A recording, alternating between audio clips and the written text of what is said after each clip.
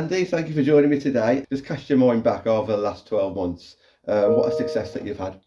Yeah, it's been massive, hasn't it? What a success. It's been absolutely incredible. What a journey over the 12 months. And I don't think we can underestimate what we've done as a team and what the players have achieved, what they've just gone through.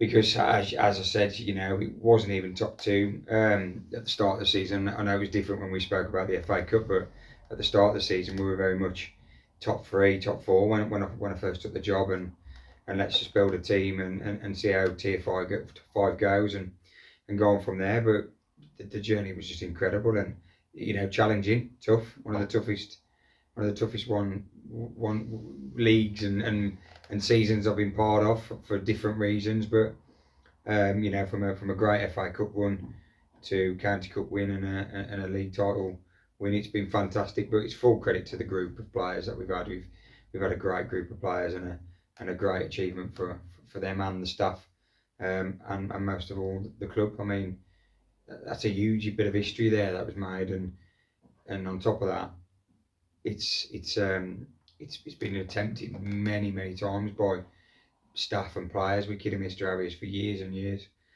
So to finally do it and finally make it into the National League and put Kidderminster there was a great achievement. You've been here yourself before, from tier 5 to tier 4. What have been your learnings, both positive that you want to take with you and maybe negatives that you may not do again, to go from a regional league to the National League? It's a massive step up, first of all. We knew that. What I will say is that tier 5, it's challenging.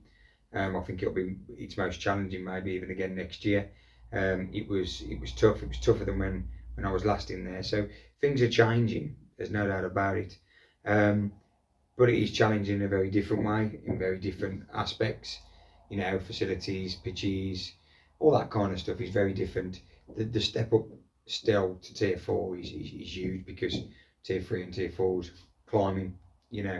So I know tier 4 will be very different to the way it was when I was last in there, and I'll be managing those expectations with myself and the group of players that we've got already, and the group of players that we bring in and build. So I think it's going to be a really challenging season. I think there's going to be some highs, there's going to be some lows, but the biggest thing for me was, from a personal note, is I want to be back in the National League at 4, and I'm excited to be there. But I think, can I sit here and say we've got the experience? Yes, I have. Of course, I have. Lots of it. Experience in a good position. Experience of winning that division last time we were in there. But I do expect it to be different, and it's still a big learning curve for me when we take the season ahead. And already I'm experiencing a lot of changes just with the pre-season madness that is players and conversations and all that kind of stuff. So it's challenging but different to where it was this time when we were last in there. But listen, we'll face it head on. Yeah, we'll talk about the trials and the players coming and going shortly. But just whilst we're talking about being in tier 4, are you now building for the long term? What's the progression for Kidderminster Harriers now that you're in the National League? That was the main aim, as you said, to get into National League. What's the next aim for Kiddy Harriers? Yeah, I mean, listen, Kiddy's a big club. Kiddy's a big club, and the backing it's got is massive. The stadium, the facilities, the youth that they're building. You spoke with Matt. There's a lot going on with the club, from the girls and women's section, but the club itself and the badge itself is big. You think about your Peterboroughs and your Northamptons of the world who are top end of this division. Kiddy as a club are not far distant to that. So for me, it's about us being established this season, maintaining what we need to maintain as a group of players and a club and a team. And then looking upwards as opposed to being, looking down. Can I do that? Because somebody said to me the other day, unfortunately, Andy, it's in your DNA to win and want to succeed. But I don't think it will be that easy. It won't be. And I'm not saying it was last time around, but it'll be a huge challenge to compete at the the top four this season. So we've just got to maintain. We've got to be in and around it for me, and that's my aim, because I don't do anything else. I don't want to be anywhere else as a manager. So for me, if we can be that top end of this division, it will be great. But as I always do, and as I said to you many times, let's see where we're at Christmas, short-term gains, and then we'll build on that.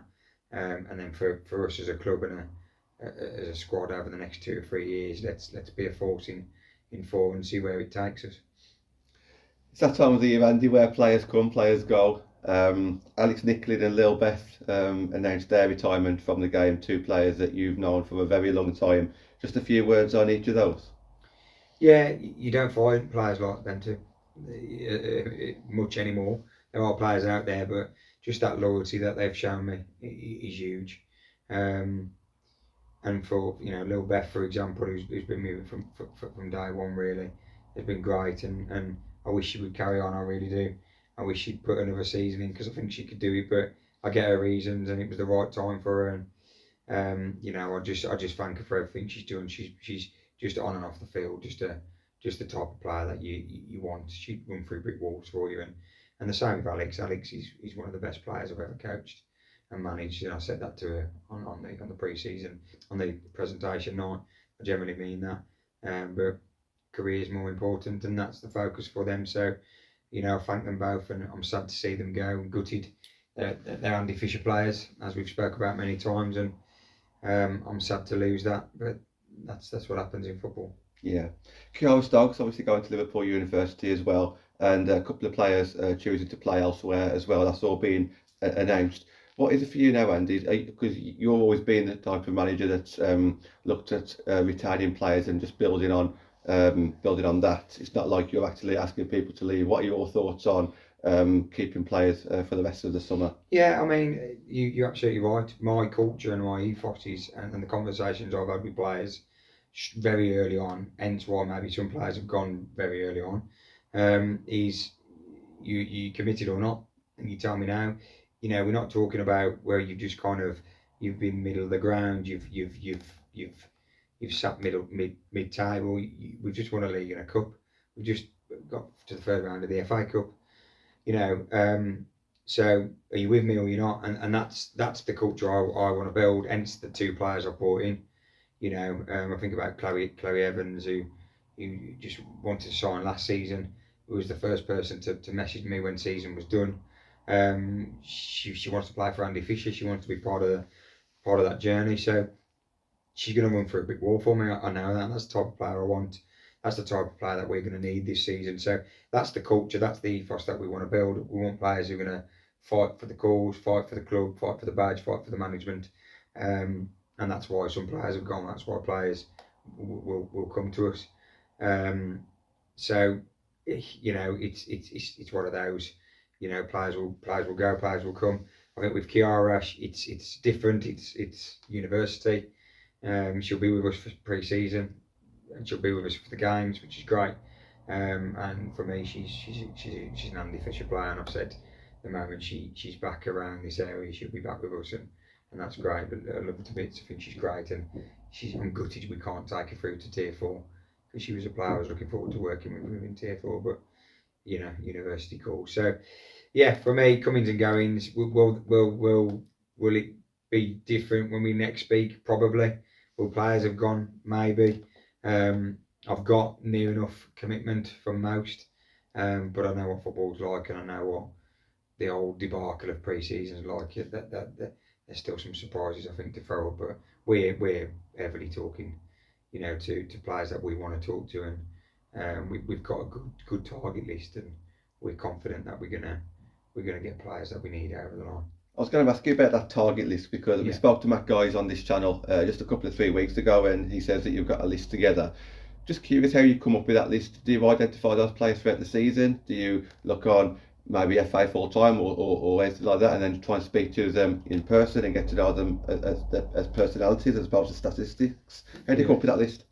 Yeah, well, obviously, you think about Kieran Newell. Kieran Newell was somebody we would approach last season, but for the reason personally for her, she couldn't commit at that time. So we'd already had that conversation with her. So and she's friends with players that we've got, and so I know what she's like. So that signing was good to get in early.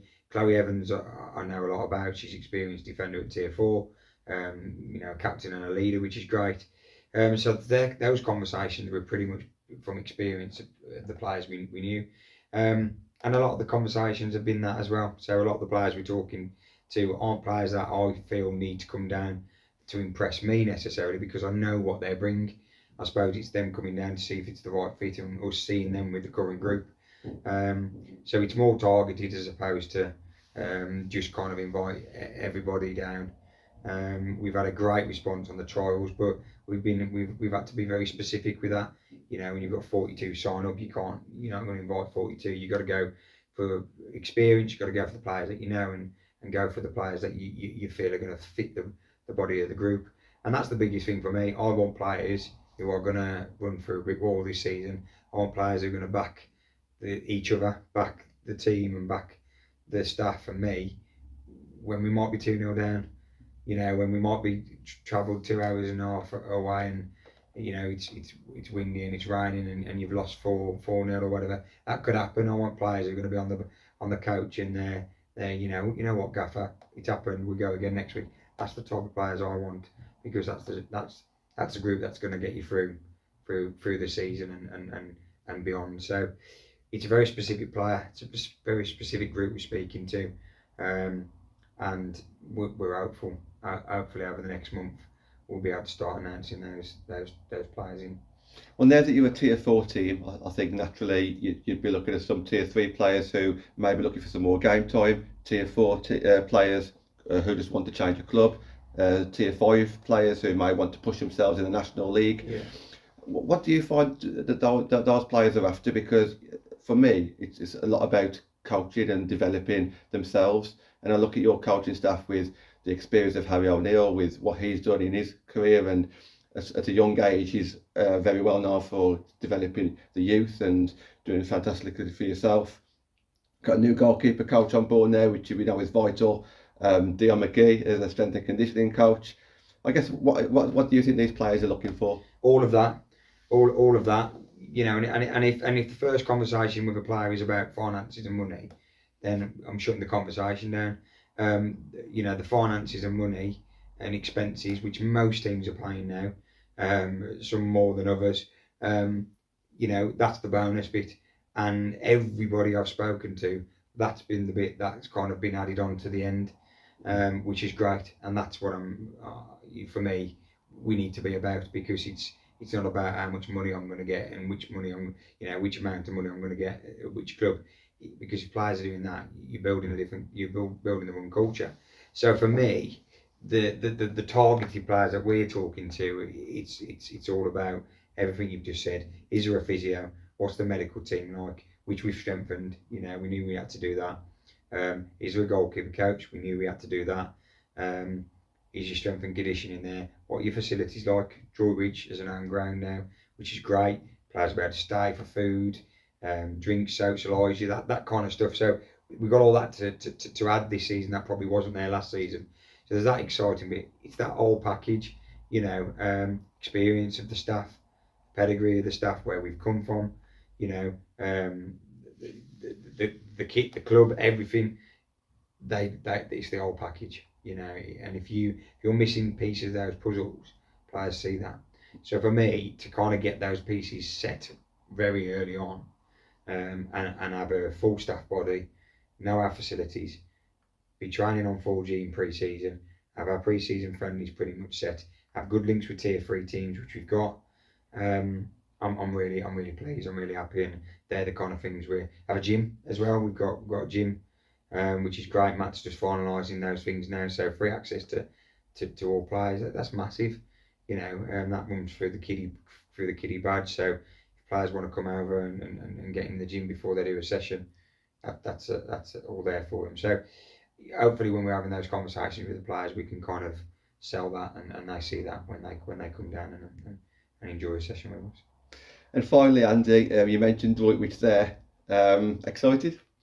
Yeah, I'm excited. Yeah, listen, it's we want to get as many games on at Agbra. I mean, that's important. I think that's a big buzz. You think about the midweekers. you know, you've just seen the announcement to the National League plates and stuff like that. That's just great. I love the fact there's a group stage potentially coming, you know, a bit like Champions League as it is, and then another midweeker thrown in there. We all love the midweekers, you know, and you've been at work in the day and you've got that to look forward to, and we know it'll be localised, you know, whether that's, you know, Sutton or whatever, you know, the teams local to us, Worcester, you know, if you've got games on at Agba, that's great, but Droitwich is that option now, floodlit.